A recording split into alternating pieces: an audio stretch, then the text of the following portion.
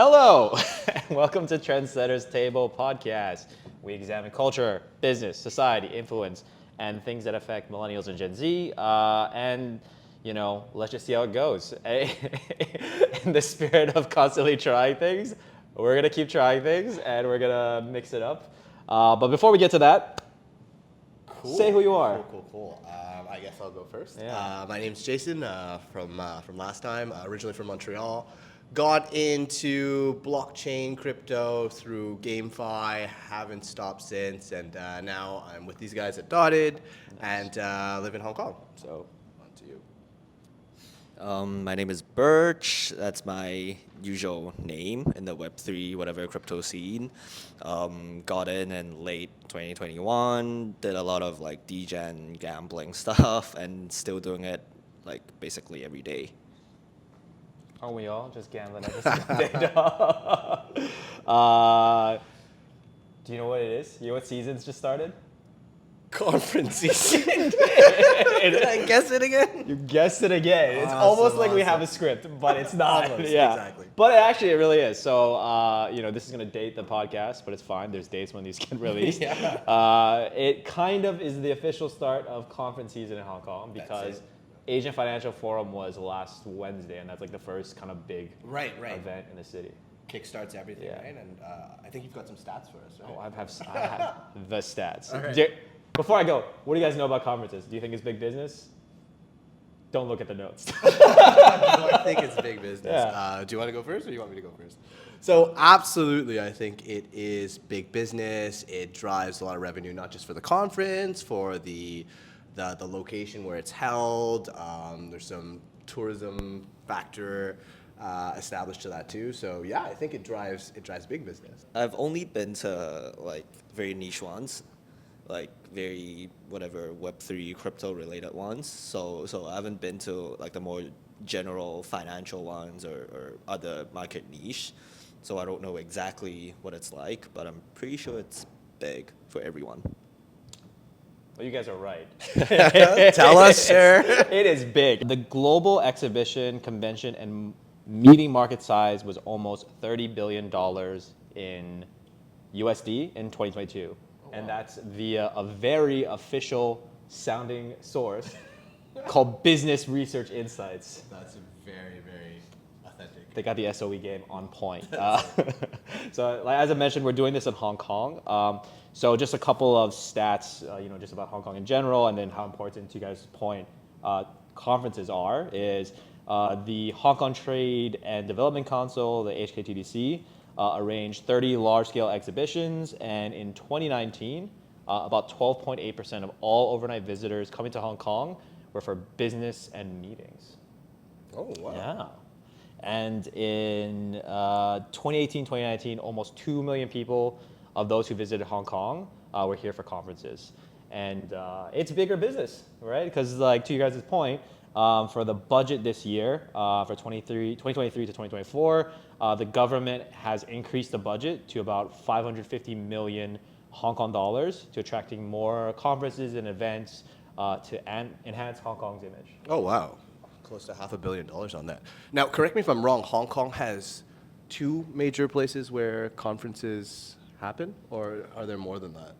There's two major ones, but I would argue there's a third major one. Okay, and really? the third one is right Oh, true. Why don't you tell us about that? Yo, so the world famous, actually, Chun-Ho, you guess. What do you think the major conference venues are You mean in Hong Kong? in Hong Kong? I mean the HKCEC, like the exhibition center in Wan Chai, and the expo center next to the airport, I would say. Yeah. Third one is Cyberport. Heck yeah. Where we're filming this. Cyberport. Shout out to Cyberport. So we can, as interesting as it is to talk about the macro of conferences, I think, there's a lot of big research institute or whatever they call it, they've gone into the details. They care about the macro things. Yeah. But, as a podcast focused on, millennials and Gen Zs, do you guys remember, they're kind of going to their first conferences, so do you guys remember your first conference? Let me clarify, conference for business or conference just for more like pleasure? Both. All right, so let's start with business, right? So business, as you guys know, I'm originally from Montreal. There's this conference that I believe is still running to date. It's a yearly thing. It's called C2 or C squared, if I'm not mistaken. It's tech related, marketing related. It's got a bit of everything. So the first time I joined a conference I could remember was when I was in university, and it was part of. I think the professor was part of the organizers at C2, or he was one of the speakers. So he had a couple of free tickets, and of course he wanted to boost up his attendance rate, look good during the conference. So he got all the students to come by. But it was a pretty crazy conference. I think I got the chance to also volunteer during that experience. So not only did I get a chance to experience the conference, but I also got a chance to meet some really cool people and a couple of mentors that I still speak to today, as a matter of fact. Yeah. Wow. Yeah. So that's on the more serious note. On the hobby side, there's a anime festival. I'm sure all you guys know Comic-Con, which is the flagship anime conference in North America. There's a smaller one called Otakuton in Montreal, and it's basically something similar. There's a lot of cosplayers, a lot of, I guess the difference would be where Comic-Con focuses a lot on like Marvel, DC, Eastern-based comics. Otakuton focuses more on Japanese anime and Japanese IP. So yeah, that was really cool. Went to Comic-Con as well. They're quite different, but it's a very fun experience. And if you're looking to network and just grow your pool or circle of friends, these conferences are always a great place to start. Yeah. What was your favorite anime? What was my favorite? Oh, that's a hard one. I would have to say Berserk, if you know Berserk. Yeah. Yeah, it's kind of dark. But Berserk's a good one. And of course, a more modern one would be Attack on Titan. You're smiling a lot there. Both are hyper violent. Yeah, both are hyper violent. I'm not a violent person. It just happens to be. Yeah. On to you, Birch.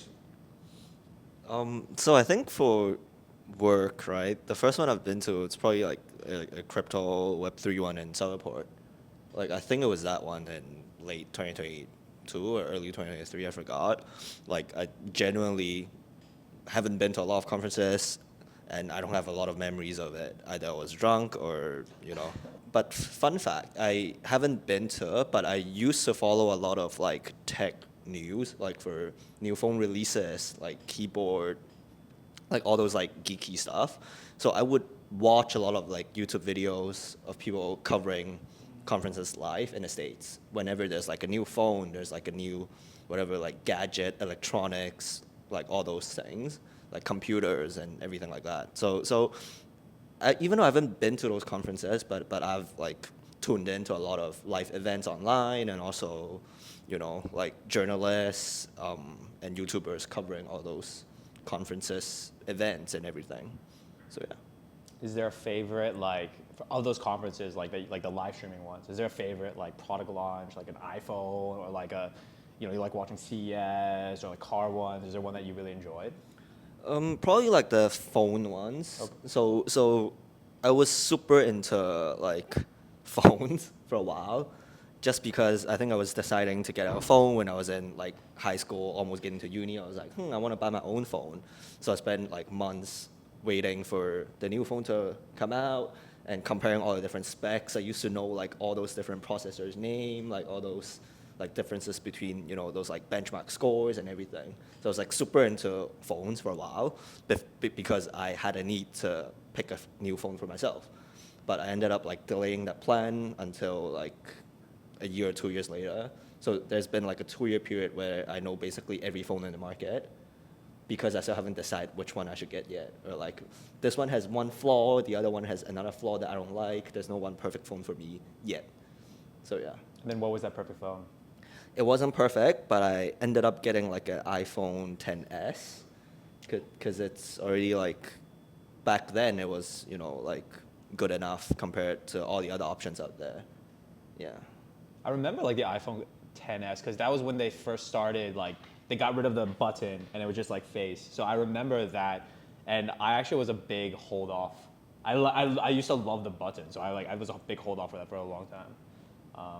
Yeah, I mean, I love the Touch ID thing Yeah. a lot, but you know, my older phone, I think I've been using a wait I forgot or like a Samsung whatever model before that, and then an LG, and then the LG one started like dying, so I had to get a new phone. So I just decided to go for the iPhone back then. Have you switched back anytime? Are you iPhone for life? So after my iPhone 10s, I actually got a Samsung S22 or something, and then I went back to the iPhone like last year when they released like the 15 Pro. Because you know the reason why I chose iPhone over Android. Because all your It's- friends had it. So it's because of two main reasons. Back then I used an Android when I was in high school because I love to like mod and basically play around my phone. I was installing like custom like operating system and everything on my Android. I like rooted the phone as well. But then iPhone started to become more like friendly in a way with all the customization. And the thing that really turns me off from an Android phone right now, it's first off, it's like without AirDrop because everyone's like AirDropping photos after you meet your friends. And the second thing, it's a font and emoji when you post on Instagram. So Instagram posts like stories, let's say, especially stories, it registers the fonts and emojis based on your phone's operating system. And the Android fonts and the Android emojis look way worse than the iPhone ones. So for a long time, usually when I post stories online, I either don't include text or I try to avoid including text and emojis because it looks bad. Kind of smiling because I think that's like a really brilliant thing from Apple that like we need to have our emojis on point. That's so true. What about you? Oh man, I want to go down the rabbit hole of phones, but we'll save that for another conversation. do it. Yeah. My first business conference. So I started in traditional finance. So my first conference was like something similar to like AFF, or I think it was like going to an event in Singapore. And we could talk about this, but like finance conference and Web3 conferences are very different. Yeah. Finance conferences are like, because it's very, I obviously I got it post GFC and like all these like regulations in place. So it's like very, I know you see these images of how it looks like in movies and everything. Like, it's really not like that. You just have coffees. And you have a dinner with your colleagues and you'll go to like the Cook Food Center, like in Singapore. Like it's very, it's not bougie at all. Like there are some things where you'll take out clients, but even then it's really, really tame. It's super tame, super regulated. You can't spend more than X amount of money on dinner. Okay. Yeah, so it's like, it's very different vibe than we can go into Web3 in a second. You mentioned the anime things. I probably went to like there's probably a big. I'm sure you did. Is that voice? I'm sure I did. I was an anime guy. But I don't remember. But one of the big conferences I do remember is like, I remember my first one in Hong Kong, which was like the book fair. They used to have in CEC. So I'm a friggin' nerd. So I just I bought a bunch of books. Okay. Yeah, still have some of those books at home. And that still goes on at the conference? Yeah, yearly? it still goes on. I went not last year, but the year before. It's so lame. I bought a book from HKU Press about the Happy Valley cemetery. So there's a Happy Valley cemetery, and there's actually, it talks about the history of it and the people that are buried there. And like, there's like 3 different sections, and then it talks about the history of what happened in Hong Kong at that time and why certain parts of it were buried. Is that the one where the police, like the British police officers are buried? Like the one near, right across from the jockey club? There are police people based there, but actually it's more of like the elite, like aristocrats, like titans of industry. Like it's actually quite a, so originally it was a lot of like soldiers and stuff like that, but then, as Hong Kong developed, it started to change the nature. And I'm a sucker for local history. That's actually really interesting. I'd actually want to borrow that book from you. I'll bring it tomorrow. What is your craziest conference story? And I guess before I get into that, I guess we can just give a quick note. Like obviously we're all in Web3, so like the nature of the conferences are very different than I would say the TradFi one. But actually, before I get to that, how would you guys describe a Web3 conference? How would I describe a Web3 conference? Yeah. Go for it. So I think like actual work-related conferences that I've been to are all somewhat Web3 related. So, I can't really compare with traditional ones because I haven't been to traditional ones.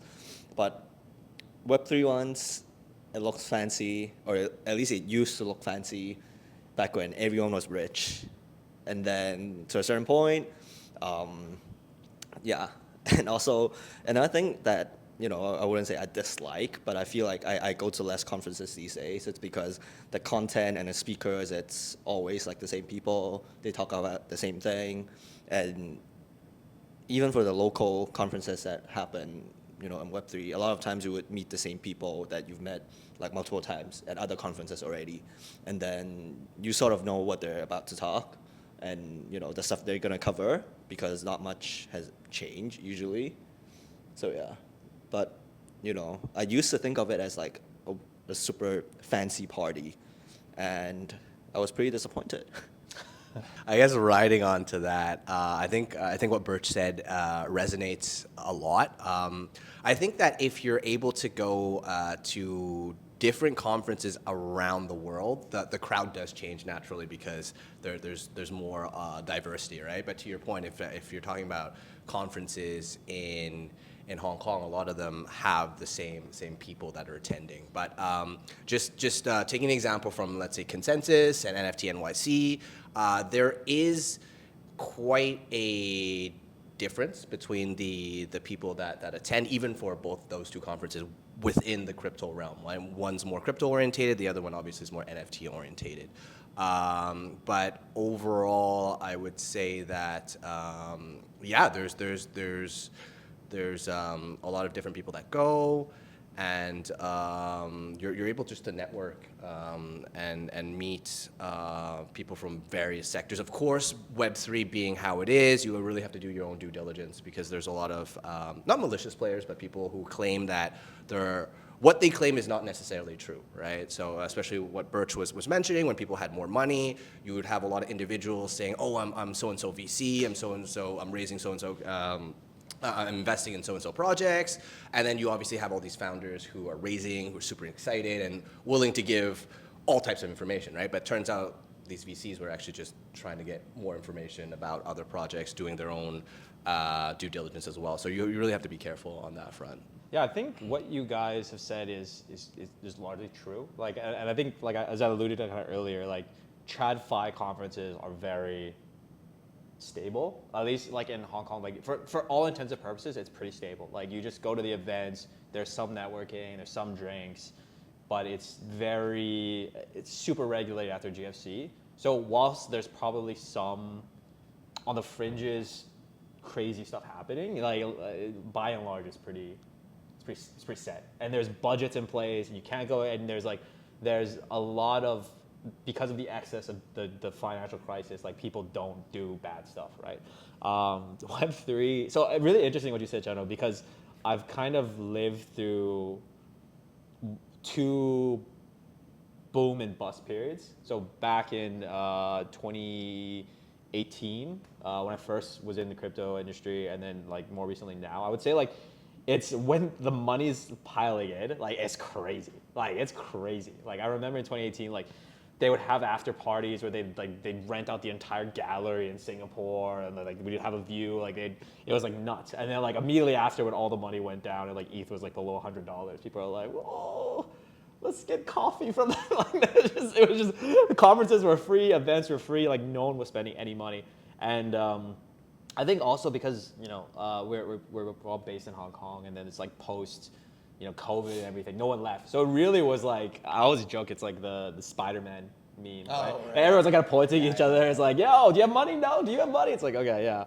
So it was really just, I don't know, it was really just a weird vibe. But I'll do my craziest conference stories first. It was all back in 2018 when I think things were a little bit more Wild West. Like one time I was at Consensus in Singapore, and I swear to God, I met a Yakuza. Like imagine a Yakuza, like a young Yakuza. Yeah. that's the dude. And he like came up to me and he was like, because I was working at a VC fund at the time. He was like, oh, we had like a little thing. He was like, oh, do you want to, like, oh, do you guys invest in projects? And I was like, if the project is good, yeah, why not? And he's like, oh, I've scanned all of the JV idols. Like I've scanned all of them and I own all the likenesses of them. And then we can sell them as NFTs. This is even like, he was like, I'll sell them as NFTs to all these artists. And I was like, oh, okay. And he's like, do you want to do this? And he's like, dressed up in the loudest, like Dior, flashy, like arm tattoo, yellow hair. I was like, what the?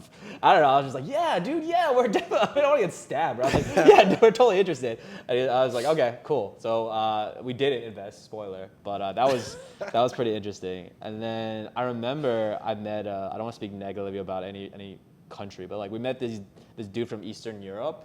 And he was like hella aggressive, and he just like was like, give me $20 million. And I was like, for what? What is your idea? And he's like, I'm gonna start a exchange. I was like, what's your exchange? He's like, I haven't started yet. I was like, do you have any people? He's like, I haven't started yet. I was like, do you have a deck? He's like, I haven't started yet. And I was like, I'm not giving you $20 million, dog. Like, what are you talking about? And there was just swarm of like I saw him later at these after parties. There was a swarm of like kind of sketchy dudes, let's just say that. They were just going around asking people for money. Needless to say, I blocked them all on Telegram afterwards. But yeah, it was a weird time. That was a weird time. Yeah. I think that was the right move. Yeah, it was a weird time. what about you, Chip? What was your craziest time? Craziest time. I mean, nothing as crazy as yours, but I would say I don't believe that. I would say a little bit more embarrassing. Not for me, right? But so. It was when I went down to Consensus to raise, right? And then essentially went to one of the side events. I believe it was the Shima side event. And everything was great, meeting all these different folks. So obviously pitching the project. And I remember, I think it was my third or fourth pitch. Just everything's going well. I thought the guy was really interested. And then he just stops me mid-pitch and goes, look, listen, your project's really cool, but do you know where I can find some blow? So it's just like I didn't know how to answer because I was all right, no, but thanks. It just bloated his face. So yeah, I mean, I'm not gonna name the VC, but that was an early. Shocking experience, and I guess to top it off, it wasn't the only experience. It wasn't the only time that happened to me during that conference. So I guess people really like blow at conferences. So that's For the record, I've never been asked, do you have blow? Have you ever been asked that at a conference? The North American conferences get pretty wild. Yeah, that's my wild story. What about you, Birch? So I haven't been to a lot of conferences. Been to a few ones in Hong Kong, been to the one in Tokyo, also NFT NYC last year in 2023. But then, 2023 was like a really bad year for crypto, so no one was there. It was post-COVID, and then a lot of the people that would go to conferences already have been.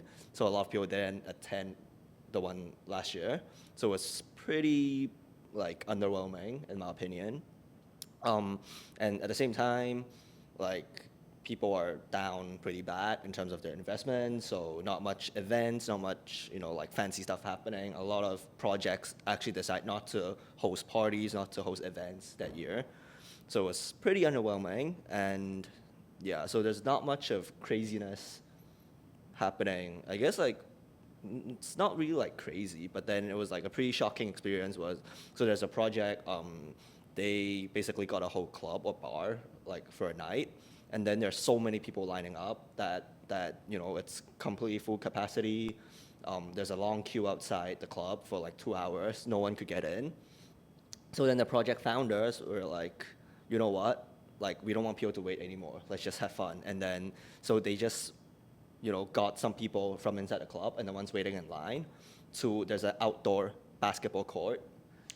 So we just partied there. They took out a huge speaker, brought a bunch of beer, a bunch of drinks into the basketball court. And then a bunch of people who couldn't get in the club were just partying at a basketball court. It was, it wasn't crazy, but then I was like, wow, it's actually pretty fun, sort of closer to what I expected. But then, yeah, it's pretty wild, and yeah, it was a fun time. That's a good vibe. It's probably like the most fun I've had for my trip last year in New York. By the way, this year I'm probably gonna go back to NFT NYC, but then last year I'm an attendee. This year probably might be a speaker. So let's see. Hit Let's this see, guy let's up. see. Internet. Birch. Whoops. I won't say your name 5 times again like that. You already did, but sure. Cool.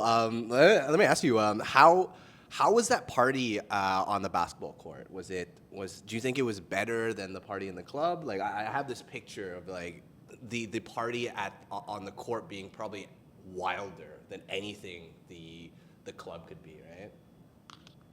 So I was gonna wait in line to get in the club. I ended up not getting into the club, so I don't know what's happening inside.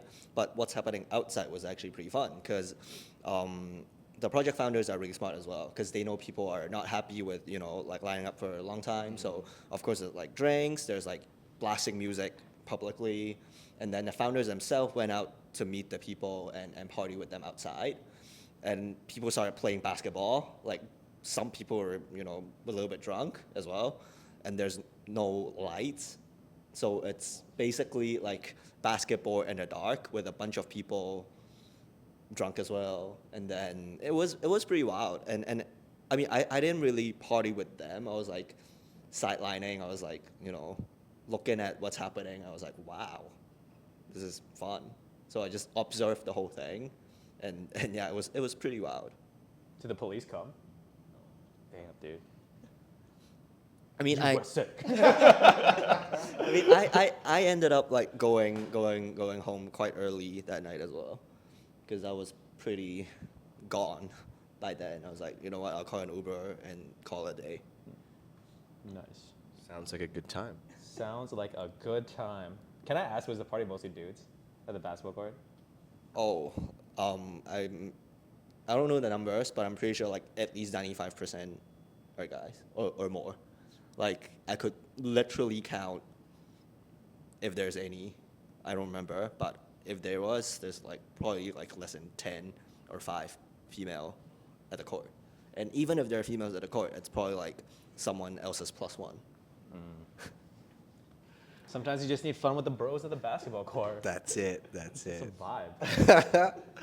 Cool. So, all of this craziness aside, all the excitement, right? Like you mentioned, it's not 100% living up to your expectations, but you mentioned you're going back again. You're doing a talk.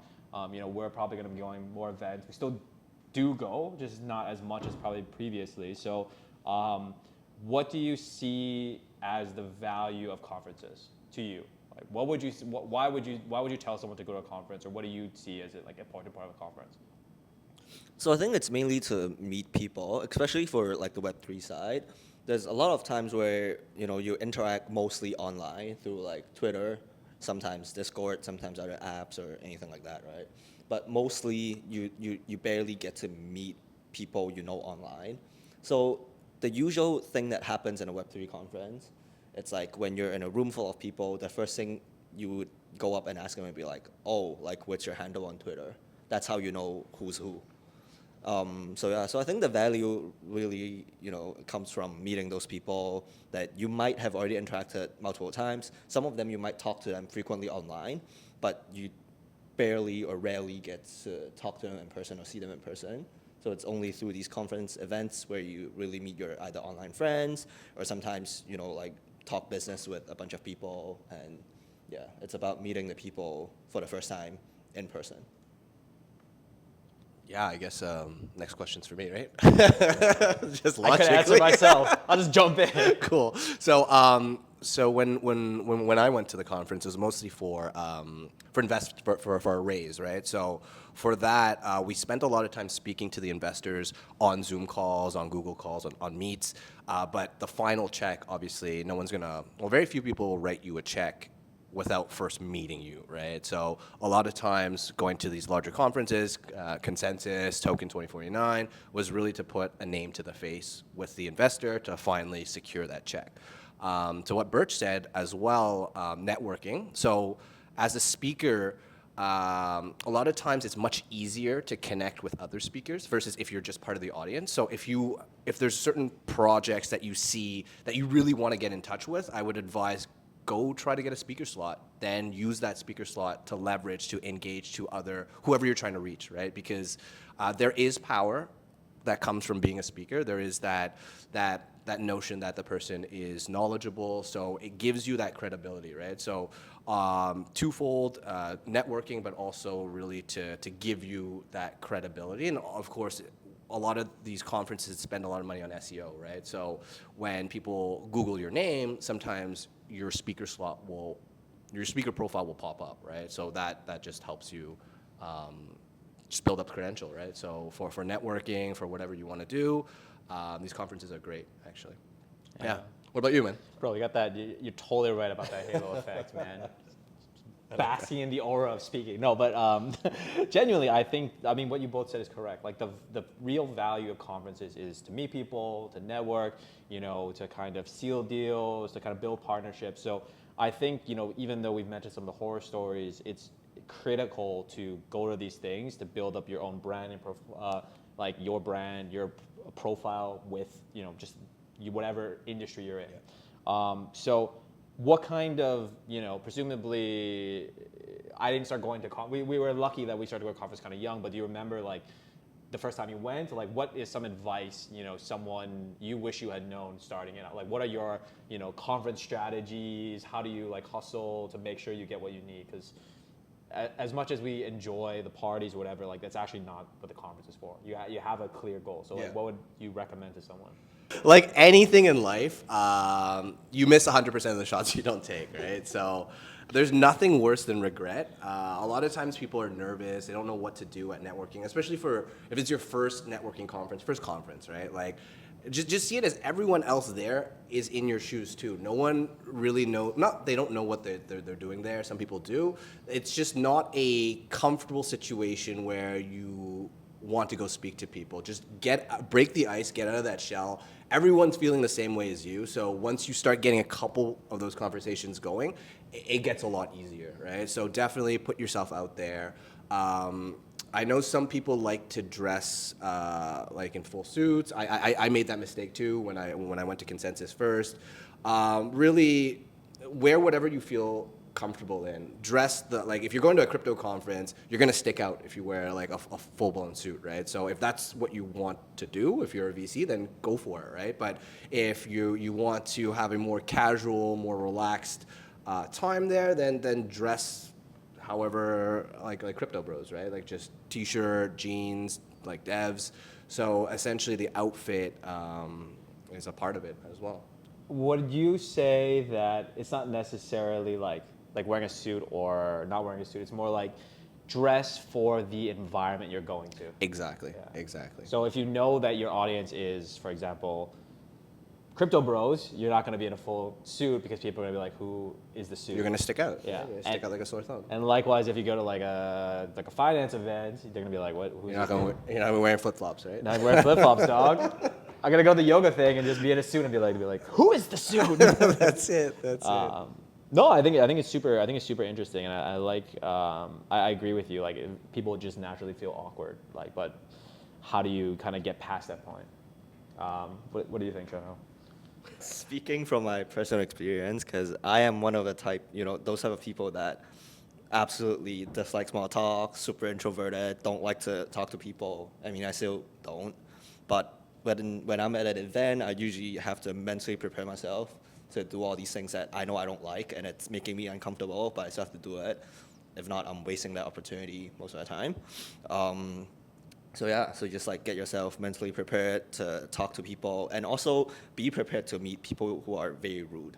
Because I've met people who, like after 1 or 2 minutes of talking to them, if they realize there's no synergy and partnership, if you're not gonna give them, money, you're not gonna give them a job, you're not gonna provide any sort of things that are beneficial to them, they're gonna start acting like super rude to you. And then at first I was like, what is happening? Like, why are people like this? But then the more people I met, I was like, and whatever, it happens. So if there are people like that, just like, slowly walk away and not talk to those people again. because they're being rude. And I guess yeah. So mainly like those are things that speaking from my personal experience, it helped me a lot. Also, maybe if you're going with a friend or a colleague or someone you already know, it will make it easier for conversations to start. Versus if you're just gonna walk up to someone by yourself and be like, hey, my name is this, I'm doing this. If you're in a smaller group setting of 2 or 3 people, it might be easier to talk to people you want to meet. So yeah. I think that's a really good point about like, it's hard to start a conversation sometimes, and like not everyone. Well, first, you're a very social guy. I don't know why you're being so shy. No. Yes. Also, Birch, you are such a social guy. Top 5 social. No, but I think genuinely what you said about like how like if you go with someone else, that's actually a really good strategy because it kind of breaks the ice. You can feel when people are nervous, and other people it feels a bit awkward. So like having that other person to kind of balance it out is actually a really good strategy into kind of starting a conversation. And I think it's a good point. Like you have to be really patient with people because people are so rude. Yeah. Just to supplement on that, and like 95% of the people will probably ghost you after the conference. So expect that. Like, you got to go in with thick skin, right? Like, not everyone who says, "Oh, this is really interesting," actually finds it interesting. They're probably just there, passing time, right? So, don't take it too to heart if people don't call you back or they're assholes, right? True. I mean, I guess I like flip side, right? Because I've probably done this to a lot of people. Did you tell someone to their face like, "Yo, your idea sucks"? Depends on what stage of the night. No. Wait, how many drinks are Yeah, in? depends on how annoyed I am, right? But yeah, Bert, would you? I think you would. You're a pretty straightforward person. No, I mean, to someone that I don't know, I wouldn't be too mean to them. I just What be the like, rude? huh, interesting. I'm pretty sure I've met people who are trying to sell me ideas that I know it's not like gonna work, or I know it's like personally I don't like it. I would just be like, oh, haha, cool, and then like slowly just walk away and be like, oh, I'll go grab a drink, and then just buy. I think you're totally right about the thick skin. I think the other thing why it's kind of nice to go with groups is people have done this to you and I've done it to people. Like you're talking with someone that you don't want to talk to, and they're like, "Have you talked to me?" I won't say their name, but there's someone who always does that to you at events. You know what I'm talking about? Yes, absolutely. Yeah. Absolutely. They always do that to me. But happens. It's part of the game. I would argue that I take it as a challenge, right? Because then you always have to think quick. But you just get better at it, right? So yeah, I think Birch brought that up. You always have to be prepared, have something to talk about, and it's one of those things that, like riding a bike, you just get better and better at it, right? But you have to practice. It can't be one of those things where you read about it and hope for the best. By going out and actually participating, you'll see yourself improving, essentially. Yeah, I think that's such a good point about like just going out and doing it. Like the hardest part of any of these events is like just going out and talking to a person. So strategy is just do it. Like don't think about it. You might crash and I've crashed and burned so many times. I'm sure we all have. Like just try your best, and then if it doesn't work out, I mean, you're gonna meet another stranger literally in 10 seconds who has no idea the awkwardness that just happened. And do people remember? I mean, I remember the creepy Eastern It me for $20 million. But I mean, even if they don't, I mean, think of it as like, hey, you just made an awesome story that someone will tell at their podcast 5 years later. Final advice. Usually there will be a lot of like after parties and events, so pick your event wisely. Because I've been in a situation where I've bookmarked like 10 different events in 1 week. Ended up going to maybe like 3 or 4 of them, and then the rest are just missed completely. But make sure you pick the ones that it's gonna fit your purpose the best, either to meet the people or talk to relevant people they're trying to talk to or anything like that. So that goes into another strategy that we want to talk about. So I pointed back to you and that is about like being strategic with your time. Yeah. Like you have to. So would you like it's really recommended like before you go to a conference and an event, Yeah. like you should have some free flow. Like you should be able to kind of talk with people, but like to your point earlier, you're going there with a mission of Yeah. like, I'm gonna talk to 5 people. I'm gonna make sure I hit these people. I'm gonna plan out beforehand to ensure that this sort of happens and meet them in person. And then I'm gonna be strategic in going to these 2 or 3 events.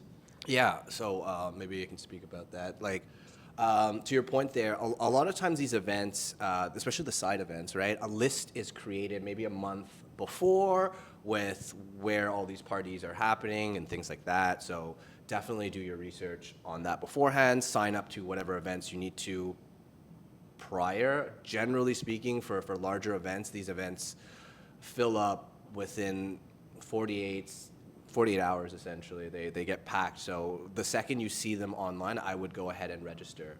Yeah, so speaking about having KPIs during a lot of these side events, it's very much like speed dating.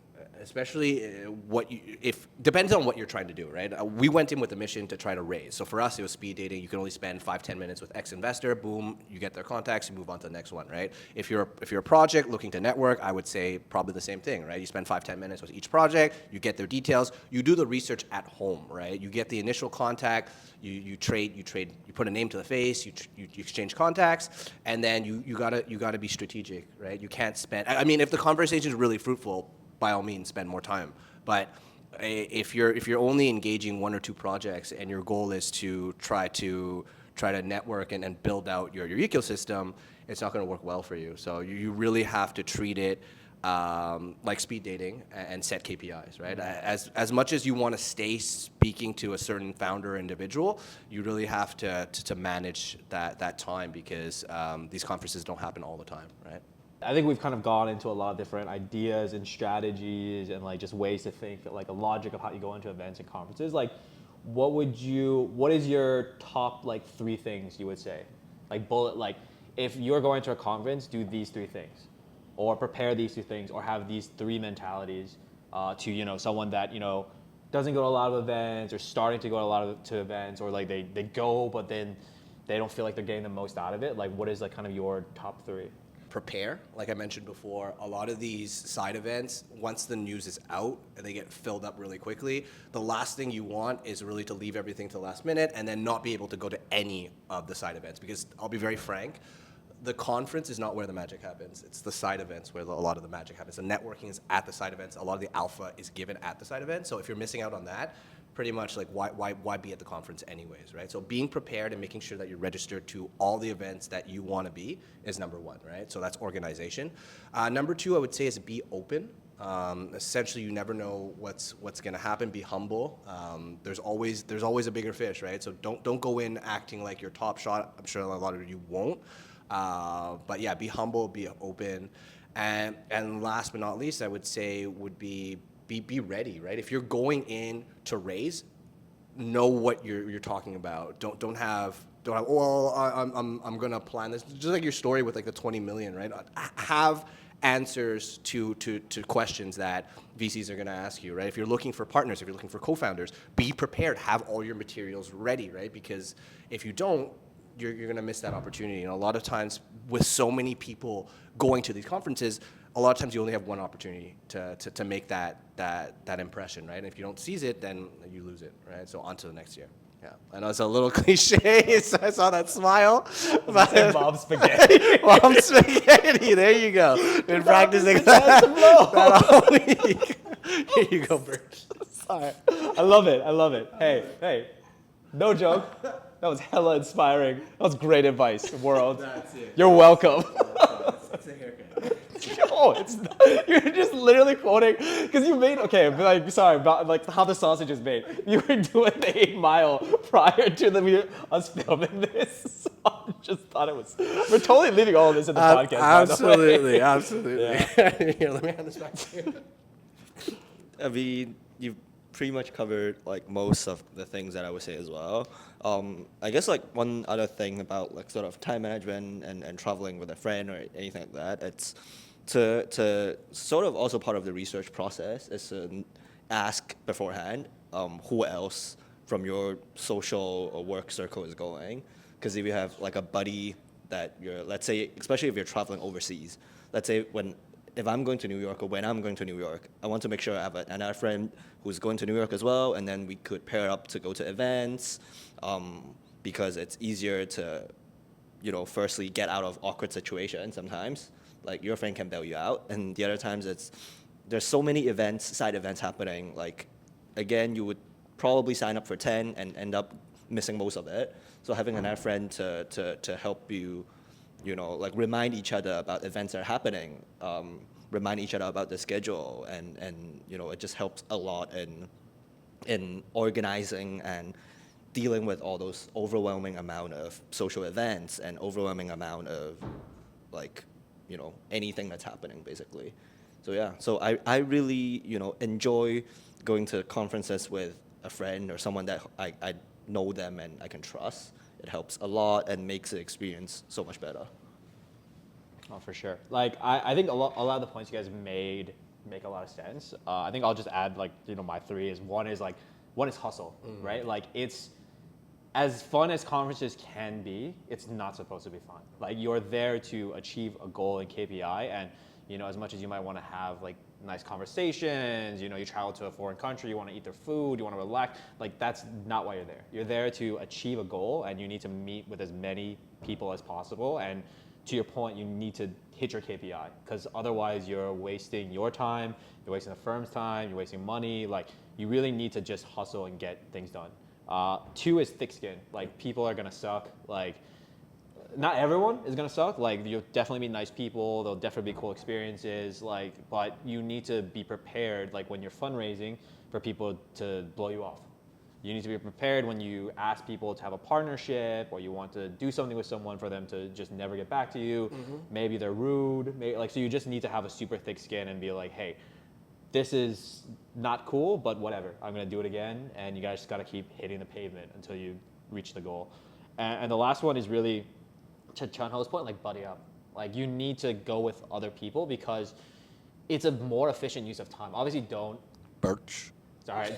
Sorry. That was like a gag sign. I was like, sorry. Birch. Sorry. But Birch's point, you really need a buddy up because one is like, you can hit up, like, the net gets wider. Like, you can hit up, instead of you just going to 3 events in one night, then now you can go to 6. Yep. And then you can realize, okay, I'd originally planned to go to this one, but my colleague told me, or my friend told me, this event's popping, so I'm gonna spend my time there instead of wasting my time going to 2 other ones. So it's a more strategic way to use your time. But yeah, I guess, kind of one last thing to wrap up before we kind of end this. What is a conference or event? It doesn't have to be. Let's not make it Web3. Oh, it could be Web3 if that's your No. heart's desire. I'm thinking of something that is not very Web3, but go. Yeah. What is one event or conference you always wanted to go to that you really want to do? That's like kind of like I really want to experience that. Or what do you want to ask? What did you think? No. I thought you were gonna say, which conference would you definitely have to go to every year? Like, which conference would you not want to miss? Let's do those 2 questions. Then. Okay. You have an answer for that? Locked and loaded, go. All right. Let's answer my own question first. I would have to say, and this goes for both of you, definitely IVC's event. So I think it's called IVS in Kyoto. So IVC is Infinity Venture Crypto, and they have a conference that's held in Japan, and it's not just a crypto event. It's I'd say it's more startup ecosystem in Japan, and why it's interesting is because they work really closely with the Japanese government in Kyoto. So I've never been to a conference where the food was the main highlight of the event, and this wasn't a food festival. I'll clearly remember always going to Consensus and paying like $45 for like a hot dog and Pepsi, and it was gross, right? So those are like American conferences versus Asian conferences, which like I can't explain it to you. This was like a food festival, and it's supposed to be a startup conference, and it was the only time where in the networking lounge, people had whiskey and sake bottles opened at like 10 a.m. Like it was like a normal thing to do. So I've never come across anything like that. So that's definitely a conference that cannot be missed in my mind. You know, I know it's a Web3 conference Go for because it. they do not serve alcohol at 10 a.m. That's Most true. other That's conferences. true. That's true. I've only been to a few, so I really don't know. The ones that I've been to, they're okay. Like it really depends on the goal, right? Like if my goal is just to listen to, you know, like people in this industry sharing about their experience and stuff, then I think going to any of the bigger ones like Korean Blockchain Week, NFT NYC, Consensus. I think these are like really solid choices because they have like usually the best speaker lineup from industry leaders and everything. But for me, I feel like going to a few, it's enough for myself because again, I get overwhelmed easily by all the shenanigans that happen at conferences. But you know what? Living City Pride, not Asian Financial Forum. FinTech Week, Hong Kong FinTech Week. Love it. Hong Kong FinTech Week. Yo, I know. Seriously, I think it's one of the best places. A mixture of startup, like crypto, you know, traditional industries. You get a whole range of people. A lot of different, you know, areas of what they're interested in. It's a good mix, and you know, it's one of the premier events in Hong Kong. We also did something with them last year. That's it. Shout out to FinTech Week. But no, I genuinely, like, without like trying to shill Hong Kong, I actually think it's one of the better events. And yeah, I think it's one of the things that you really can't miss in Asia. Because I went there when I worked in TradFi. I worked them when I worked in Web3. True. You've been there for a while, right? And I think they changed organizations this year or last year? Yeah, they did. They were previously, the event was done by Finiverse, which is also a super great organization. You know, the Verse, those guys are doing really great things. But they're now with W Hub. Yeah. Shout out to Max. He did a super great job. Max. Give us a like. Share it with your friends, Max. No, but you know, the whole team did a really great job, especially Max. Give him a raise. But yeah, I know it was a great conference and great event. And yeah, the W Hub, like as great of a job as the Finiverse team has done, W Hub has done a really good way. really good job in different ways. So I don't want to say one is better than the other, Absolutely. but don't miss it. Which event do you want to go to? I think a conference that I really want to go to, it's absolutely not related to work. It's probably like TwitchCon. So, cause I was quite into, you know, like the streaming ecosystem, that industry. I used to watch a lot of streams, watch a lot of like streamers play games, all those. I enjoyed that a lot when I had more time. That's, you know, a conference that I really want to be attending in person someday in the future. Another one's probably like something coffee related, because I'm super, you know, into specialty coffee. So any like coffee championship or any sort of specialty coffee conference that's happening anywhere, I would be down to go and just enjoy myself with a good cup of coffee. Nice. Can I just say, my cup is filled with Nespresso and yours is very much not filled up with Nespresso. This guy's a connoisseur. There is no bigger connoisseur, greater connoisseur than Birch out here, especially when it comes to coffee. For me, conference that I'd like to go to, like Birch said, I do like to play video games. I consider myself an avid gamer, so it would be rude if I didn't bring that up. So for my choice, and actually I got the chance to go to that conference last time, but just didn't work out timing wise. It was a Tokyo Game Show actually, TGS. Okay. Right. So nope. Just because. Didn't want to eat a hot dog. No. Just because like I find Japanese IP to be quite fascinating, at least just personally, and a lot of the games that they have are very interactive, especially their not gambling game, but they have some way, like they're pachinko machines, right? Like they have something about their whole gaming industry that I find super attractive. Maybe that's also what's attracted me to Web3 and GameFi as well, right? So I can't really pinpoint it, but Tokyo Game Show, and I know you mentioned no Web3, but I have to mention it, a conference that I really want to go to. I know we mentioned Consensus, we mentioned Token. I would say ETH Denver would be something I would really want to attend once in my lifetime. I don't know if it'll be too technical. I know that ETH Denver is quite, there's a lot of devs that go out there, but it would be something I'd like to hit up. I think I probably want to go to CES. So Consumer Electronics Show in Yeah. Vegas. Yeah. I'm a really big like hardware nerd. Like, so I like the Aura, like, we both have Aura Ring. This is like Ember. Like, I like these kind of things where they like really build in. I just think it's super interesting, and yeah, you can see a lot of product launches happen there. A lot of cool products happen there. I just think it would be really dope, like, to fulfill that nerdy side. Because even when they have certain conferences in like Convention Center in Hong Kong, like there's some like hardware elements that I think is really dope. And other than that, I would love to go to South by Southwest. So I just think it's super interesting to mix like culture and tech, you know, and then how it's kind of all being blended with industry, movies. It's kind of like very futurist to me. Like, and I think, I mean, Web3 show, but not really. But like Web3 is kind of interesting because it's kind of, the way I kind of see it is like it can lead to that kind of, you know, like point where everything kind of links together. And I think South by Southwest is a really Web2 way of how they do it. And yeah, I would just love to attend and meet creatives and tech guys and business dudes. Like, it's a really nice place for everyone to kind of play. That sounds very similar to what C2 was. But speaking about the hardware point that you mentioned, have you ever been to the Canton Fair? I have not. Just because they have, and I hope it is the Canton Fair. I need to do a little bit of research. It's where a lot of Chinese tech firms show off their products. So they'll go to like Shenzhen or Guangdong or Guangzhou, and they'll rent like a massive exhibition hall and then just showcase their products. And a lot of it has to do with hardware.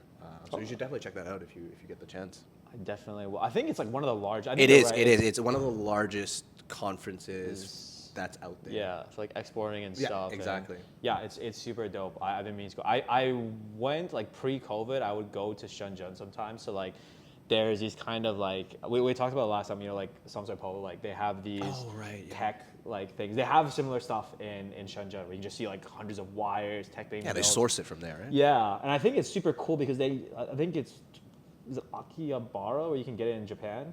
They have a similar kind of thing in Japan. Like, I went to like years and years ago, but it's like, it's kind of old. It's kind of boring. Like, it's like nothing's, like all the newer stuff that's being built, like especially hardware wise, is really being done in Shenzhen. So it's super dope. I will definitely check out Canton Fair. Yeah. We can do a field trip. Yeah. Team trip up there, you know? Always up in Shenzhen anyways. That's true. Mr. Shenzhen. We can get a table, and then we can have people come by. That's Trend setting. We should do our next one in Shenzhen. No. But, okay, look, this is the end of our segment today. Yeah, our segment today. Thank you so much for listening. You know, please, follow us on our social media channels. We really appreciate it. You know, give us a like, follow, subscribe to us on YouTube. Would be great to have a silver thing. Yeah. 100 G's, no, 100K. We're gonna get that. That's it. Putting it out in the universe. And yeah, thank you for, we're three guys trying our best, and we really appreciate it. And hope to see you in the next one. Thank you. See you.